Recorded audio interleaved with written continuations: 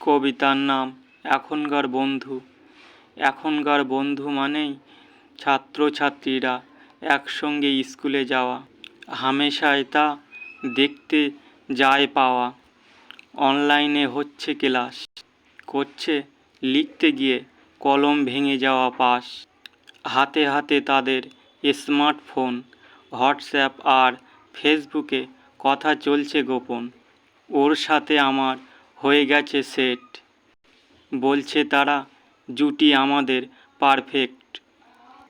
যোগ্যতা অর্জন না করে বাবার টাকায় করছে বিয়ে, স্বামী স্ত্রীতে মিলতাল নেই, ডিভোর্স হয়ে যাচ্ছে কিছুদিন পর গিয়ে। তাদের মধ্যে যারা মন দিয়ে করছে লেখাপড়া, তাদেরই জীবন একমাত্র হতে পারে উন্নতিতে গড়া। নমস্কার।